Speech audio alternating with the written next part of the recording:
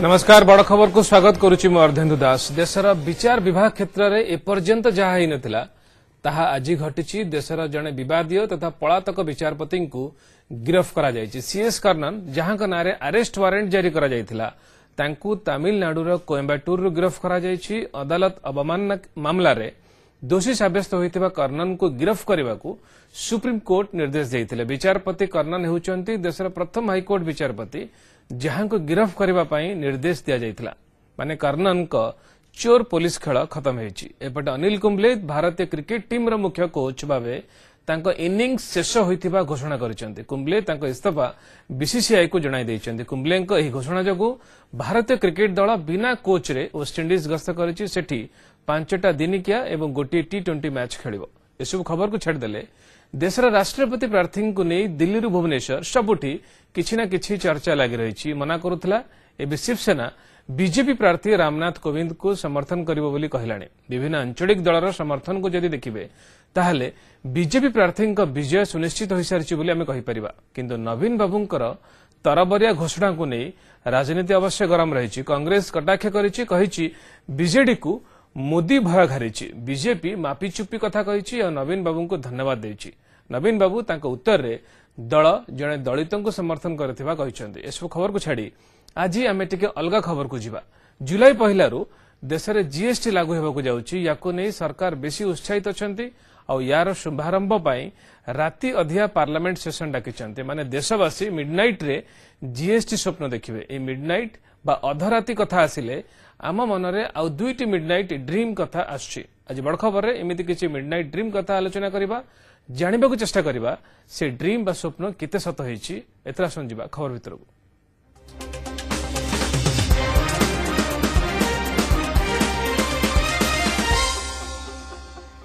आसंता जून 30 तारीख मध्यरात्रि रे पार्लियामेंट सेंट्रल हॉल रे बसिबो स्वतंत्र अधिवेशन। कहीं जुलाई पहिलारु सारा देश रे द्रव्य और सेवा कर बा जीएसटी लागू करने को योजना करिसेंती भारत सरकार।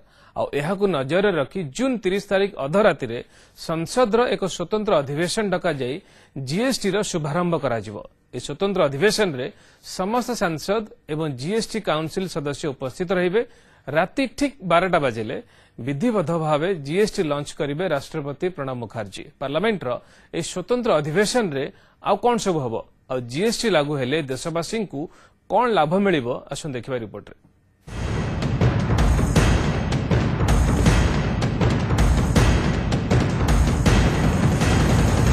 जून 30 तारीख राति 11टारू 12:10 पर्यंत पार्लियामेंट रो सेंट्रल हॉल रे बसिबो स्वतंत्र अधिवेशन। एही मिडनाइट स्पेशल सेशन रे भारतीय टैक्स व्यवस्था रे गोटे ऐतिहासिक परिवर्तन हेबाकू जाउछि। स्वाधीनतार 69 वर्ष पर भारत टैक्स राज खत्म हेबाकू जाउछि। माने देश रे चलीथिबा भिन्न भिन्न टैक्स बा कर बदल रे एबे एकक कर बा सिंगल टैक्स लागू हेबो, जहाकू जीएसटी बा गुड्स एंड सर्विसेज टैक्स कहा जाउछि। जुलाई पहिलारु सारा देश रे द्रव्य और सेवा कर बा जीएसटी लागू हेबो। जून 30 तारीख अधराति रे बा जुलाई 1 प्रथम प्रहर रे ए टैक्स व्यवस्था बा जीएसटी को लॉन्च करिवे राष्ट्रपति प्रणब मुखर्जी। एथिसह स्वतंत्र अधिवेशन रे ऐतिहासिक जीएसटी रो शुभारंभ नै अभिभाषण रखिबे प्रधानमंत्री नरेंद्र मोदी। जून की देर शाम को इसको ऑफिशियली लॉन्च किया जाएगा और जैसे ही मिडनाइट के 12 बजेंगे तो इसका ऑफिशियल लॉन्च होगा माननीय राष्ट्रपति जी की मौजूदगी में।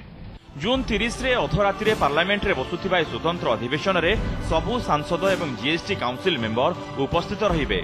एथिसह उपराष्ट्रपति हमीद अंसारी, 2 जण पूर्वतन प्रधानमंत्री मनमोहन सिंह एवं एचडी देवगौड़ा एवं सबु राज्यर मुख्यमंत्री एवं अर्थमंत्री मानकु मध्य एही बैठक रे जोग देबाकू आमंत्रण कराजिबो। और 2 पूर्व प्रधानमंत्री डॉक्टर मनमोहन सिंह जी और श्री देवगौड़ा जी, इन लोगों को हमने आग्रह किया है कि मंच पे रहें।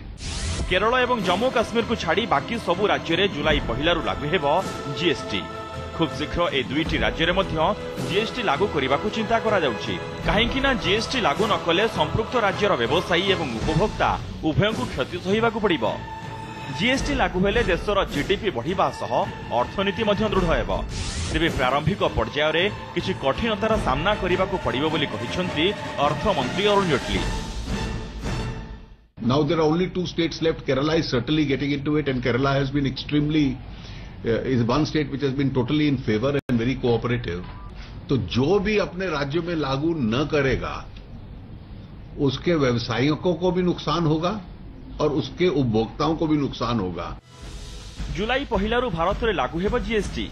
हेले एहा पूर्वरु विश्वर अनेक राष्ट्र रे एही सिंगल टैक्स व्यवस्था रही। France, Germany, New Zealand, Australia, Canada, Japan एमिति की पाकिस्तान रे मध्य जीएसटी लागू होई सारिछि। देशर भिन्न भिन्न देश रे जीएसटी रो भिन्न भिन्न रेट लागू होईछि। भारत रे किंतु जीएसटी रेट को 5, 12, 18, 28% पर्यंत रखा जाइछि। साधारण व्यवहार्य सामग्री बा कॉमन यूज आइटम पाई 5% जीएसटी लागू होउथिबा बेले goods and services pi standard rate 12 रु 18% रखा जाइछि। सेही भली विलासपूर्ण बा लग्जरी आइटम उपरे 28% जीएसटी लागू करा जाइछि।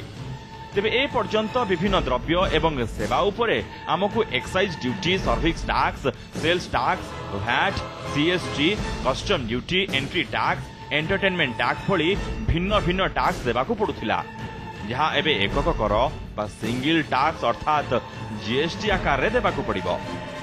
Bureau report, news 7। अधरातिर स्वप्न कथा जितेबाला आसुछि सेतेबेले आउ गोटे बड़ घटना सामना को आसुछि। गला वर्ष नवेम्बर 8 तारिख राति 8टा कथा मन पकांतु। एही दिन प्रधानमंत्री नरेंद्र मोदी देशवासी को एक जबरदस्त सरप्राइज देइथिले आउ ता थिला डिमोनेटाइजेशन बा नोटबंदी। देश आ देशवासी उपरे ए नोटबंदीर प्रभाव केमिति पड़िछि बा किभଳି पड़िछि ताकु नै पॉजिटिव आ नेगेटिव रिएक्शन रहिछि। हेले गोटे कथा सत, मोदींकर ए अचानक घोषणा मध्य थिला गोटे मिडनाइट झटका। 500 रुपये, 1000 रुपये के पुराने नोट अब केवल कागज के एक टुकड़े के समान रह जाएंगे। आपकी धनराशि आप ही की रहेगी, आपको कोई चिंता करने की जरूरत नहीं है।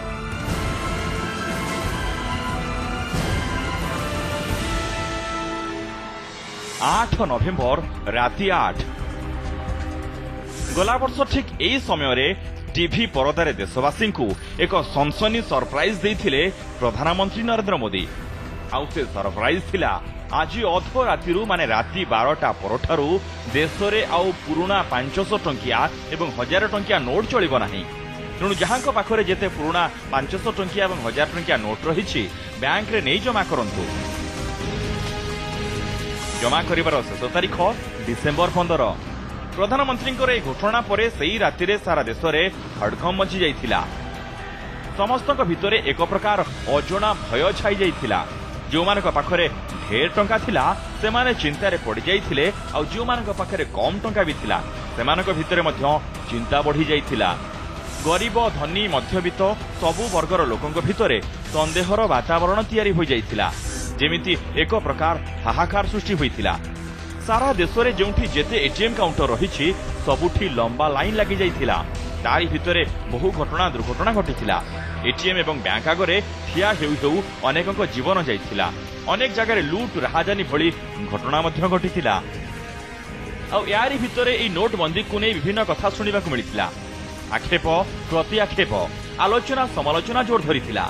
निंदा और प्रशंसा दीटा कथा देखिबाकू मिलिथिला।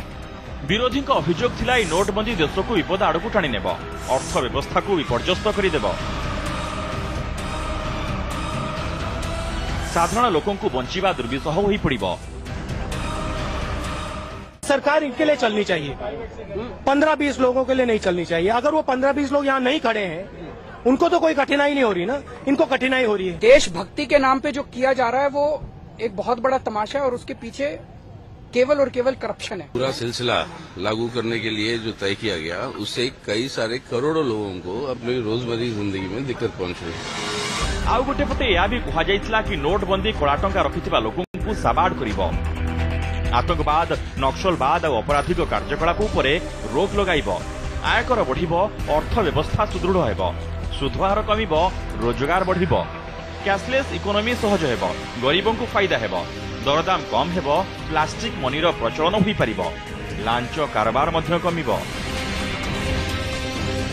बंद करदेवा फल एक विच्छिन्नतावादी हुरियात आतंकवादी सडनली गरीब करदे टंका पाखे ना कोटी कोटी टका जाल नोट जो आउछि तद्वारा मुद्रास्फीति होउछि एवं आमर जो इकोनॉमिक आम जो अर्थनीति अच्छी से क्षतिग्रस्त होउछि एटा गोटे भल पदक्षेप ब्लैक मनी को बाहर करने अचल अवस्था सुधरवा कि साधारण वर्गर लोक चाकरिया जो मैंने सब टंका डिपोजिट करेंगे बर्तमान एवं आस्ते आस्ते टंका उठेबे सो ये सब बैंक गुड़िक सबल हेबे तेबे नोटबंदी नेगेटिव बा पॉजिटिव किभଳି इंपैक्ट पकाइछि या केते विफल आ केते सफल होईछि आमे किंतु से आडकु जिबानी किंतु गोटे ठीक जे 2016 नवेम्बर 8 तारिख आगरु डिमोनेटाइजेशन बा विमुद्रीकरण कोन ताहा हुए तो साधारण लोकंक भावनार बाहरे थिला कारण एभଳି शब्दर प्रयोग नीतिदिनिया जीवन रे केबे हुए नाही किंतु सेमिति एक शब्द खूब चर्चित आ वितर्कित होई पड़िला गोटिए राति रे प्रधानमंत्री नरेंद्र मोदी घोषणा परे यह भी थिला अधरातिर गोटे स्वप्न गोटे प्रहलिका गोटे झटका ब्यूरो रिपोर्ट न्यूज 7 सेतेबेले भी राति 12 माने अधराति रे देश रे पुराना नोट कारबार को बंद करने को होइतिला घोषणा आ एबे से समान कथा माने राति अधरे जीएसटी लागू करने को होइछि प्रस्तुति फरक खाली एतिकी सेतेबेले पीएम मोदी राति 8टा बेलू को देशवासी को जणाइथिले आउ एबे जुलाई 30 तारिख रे पार्लियामेंट रे बसिबो स्वतंत्र अधिवेशन बड़ खबर समय जो ब्रेक पर देखिबा पुलिस रो 3rd डिग्री केमती जने कैदीर जीवन नैछि